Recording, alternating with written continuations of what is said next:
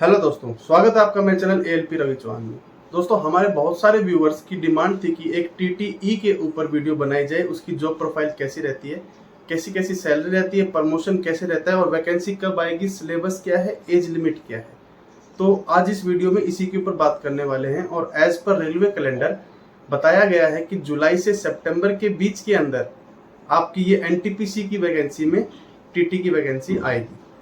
और मैं आपको बता दूं कि इसमें जुलाई में या अगस्त में इसकी वैकेंसी आने वाली है, जो कि दो लेवल पे आती है। एनटीपीसी दो तरह से कंडक्ट करता है, एक तो होता है आपका ग्रेजुएट पोस्ट बेस पे और एक अंडर ग्रेजुएट के अंदर।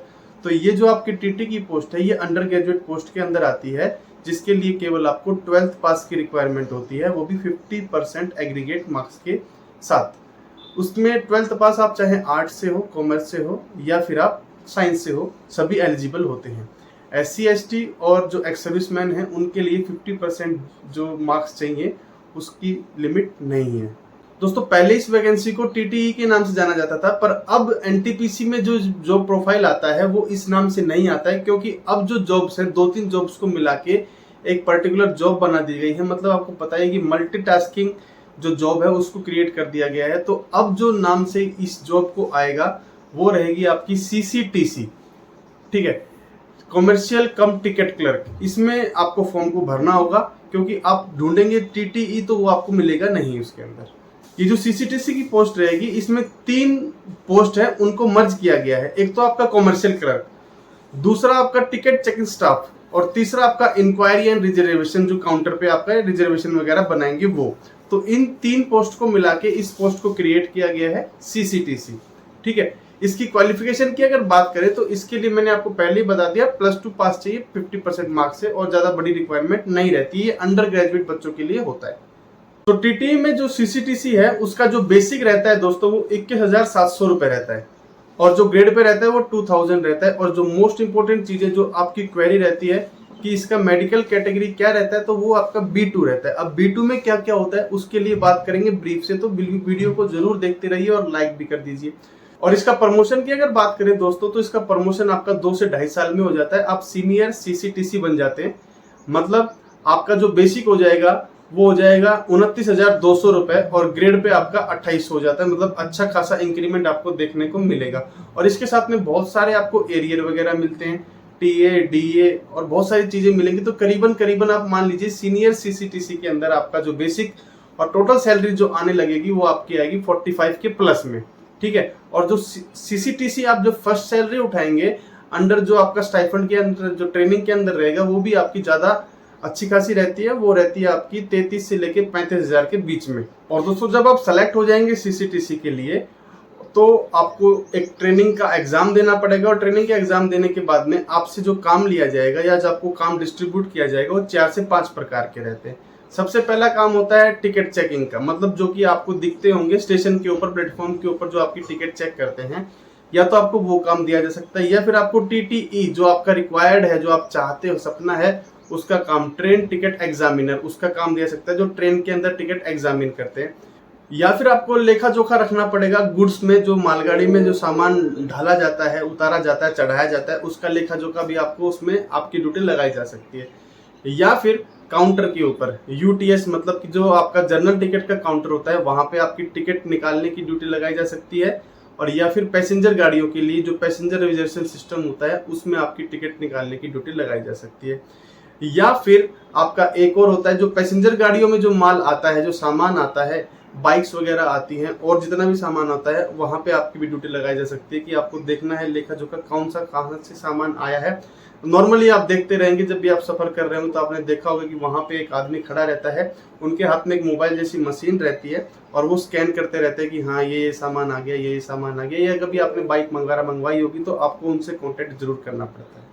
तो ये जिम्मेवारी भरा काम है। 4 से 5 प्रकार के काम आपको CCTC पोस्ट में डिस्ट्रीब्यूट किए जा सकते हैं, और वो डिपेंड करता है वहां पर, या आपकी जो मार्क्स आप लेंगे एग्जाम के अंदर, और जो आपका ZTI के अंदर, जो जेट ट्रेनिंग के अंदर जो एग्जाम आएंगे उसके ऊपर भी डिपेंड कर सकता है। तो दोस्तों, इसकी एज क्राइटेरिया की बात करें तो आपको बता दिया है कि मैंने ये NTPC के द्वारा ग्रेजुएट और अंडर ग्रेजुएट के लिए लगाया जाता है। ग्रेजुएट की जो एज लिमिट है वो अलग अलग पोस्टों के लिए अलग अलग होती है, और इसी तरह एनटीपीसी का जो अंडर ग्रेजुएट पोस्ट आती है उसके लिए 2019 में तो 30 इयर्स तक वालों को एलिजिबल माना गया था। अब की बार जैसे कि लास्ट प्रीवियस ईयर हमने जो वैकेंसी देखी है उनमें 2-3 साल का वैकेंसी में छूट दी गई, रिलैक्सेशन दिया गया है कोरोना की वजह से, तो शायद हो सकता है इसके अंदर भी दिया जाए। तो आप मान के चले कि 30 से 33 इयर्स वाले इसके अंदर एलिजिबल होंगे। अब बात करते हैं इसका जो सिलेक्शन प्रोसीजर रहेगा वो कैसे रहता है दोस्तों। तो सिलेक्शन प्रोसीजर इसमें आपके 2 एग्जाम होंगे, ठीक है। जो अगर मेनली टीटी की बात करें तो इसके अंदर आपका जो टाइपिंग टेस्ट है वो नहीं होता है। जब आप जूनियर क्लर्क वगैरह या क्लरिकल की किसी पोस्ट के लिए अप्लाई करेंगे तो वो फिर आपका टाइपिंग टेस्ट होगा। यहाँ पे केवल आपके मात्र 2 एग्जाम होंगे, CBT 1 मतलब कंप्यूटर बेस्ड टेस्ट 1, जो कि आपका एक केवल क्वालिफाई मार्क्स की तरह हो सकता है, जैसे कि आपका ALP का होता है, उसके मार्क्स आपके मेरिट में नहीं जुड़ते हैं, ठीक है। वो भी आपका 90 मार्क्स का रहेगा, और CBT 2 वो भी आपका 90 मार्क्स का रहेगा। CBT 1 जो रहने वाला है उसके अंदर 40 मार्क्स की आपकी जीके रहेगी और 30-30 मार्क्स के आपके मैथ और रीजनिंग रहेंगी।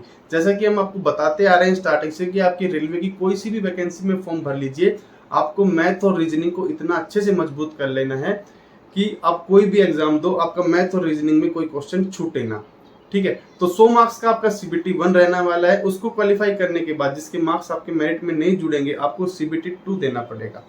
CBT 2 के मार्क्स आपके मेरिट में जुड़ने वाले हैं, ये मैं आपको बता दूं। 120 मार्क्स का आपका CBT 2 होने वाला है, मात्र 1.5 घंटे मतलब कि 90 मिनट ही मिलेगी। उसमें कैसे रहने वाला है डिस्ट्रीब्यूशन मार्क्स का, तो 50 मार्क्स का आपका GK GS रहेगा और 35-35 मार्क्स के आपके मैथ और रीजनिंग रहने वाली है। तो इसमें अपने जितना अच्छा स्कोर करेंगे और उतना ही आपकी मेरिट जाएगी और उतने ही आपके सिलेक्शन होने के चांसेस ज्यादा रहेंगे। उसके बाद में आपका रहेगा मेडिकल, जो कि आपका B2 का लेवल का रहता है, और B2 लेवल के लिए क्या क्या रिक्वायरमेंट रहती है तो वो आप यहाँ पे देख सकते हैं।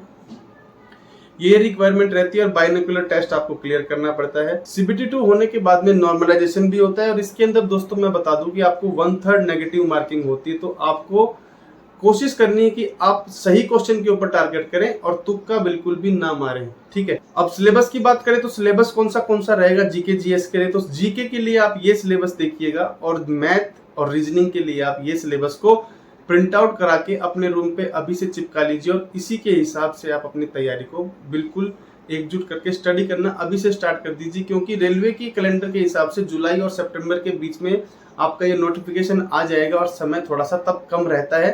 तो अभी आपके पास में अच्छा खासा समय है, अभी से आप थोड़ा थोड़ा मजबूत कर लीजिए अपने आप को और सिलेबस के अकॉर्डिंग पढ़ना स्टार्ट कीजिए।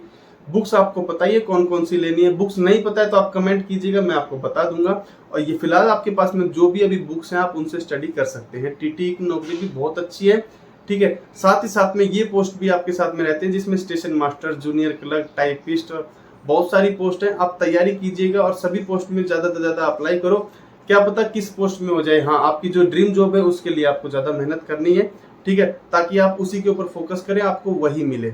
पिछली बार NTPC में 2019 के अंदर सीनियर CTCC की पोस्ट निकाली गई थी, पर अब की बार उसका प्रावधान नहीं है। अब की बार ये प्रमोशन बेस पे ही सीनियर CTC की पोस्ट रहेगी, आपको देखने को नहीं मिलेगी। तो आपको केवल CCTC की पोस्ट ही मिलेगी फॉर्म भरने के लिए। तो बिल्कुल आप NTPC की तैयारी कीजिएगा, अलग से कोई वैकेंसी नहीं आने वाली। जैसे आपको दिखे कि हाँ NTPC की वैकेंसी आ गई है, बिल्कुल फॉर्म को भरिएगा और CTCC की पोस्ट भरिएगा अगर आपका टारगेट है मेन TTE का। और दोस्तों, जिनका सपना है ट्रेन मैनेजर बनने का, स्टेशन मास्टर बनने का, जूनियर क्लर्क बनने का, CCTC बनने का, उनके लिए मैंने ये 2019 का नोटिफिकेशन अपने डिस्क्रिप्शन में डाल दिया है। वो वहां पर जाकर अपने इन सभी डिमांड, मेडिकल क्राइटेरिया और क्या क्या क्वालिफिकेशन की रिक्वायरमेंट रहती है वो सभी वहां से जाके आप डाउनलोड करके देख लीजिएगा, ठीक है।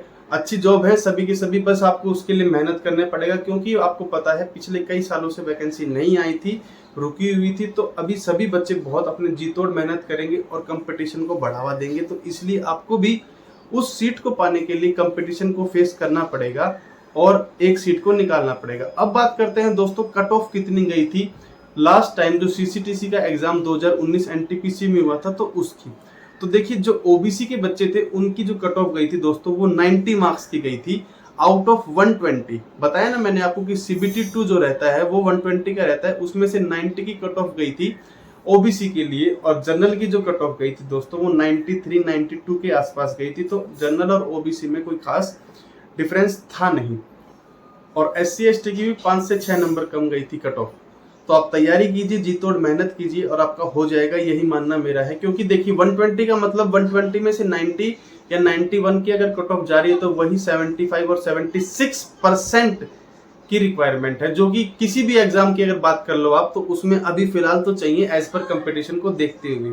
ठीक है, तो बहुत सारे बच्चे इसके लिए तैयार हैं और मेहनत कर रहे हैं और इंतजार कर रहे हैं कि कैसे ये NTPC की वैकेंसी निकले और हम फॉर्म भरें और सेलेक्ट हों। तो बहुत अच्छा मौका है आपके लिए।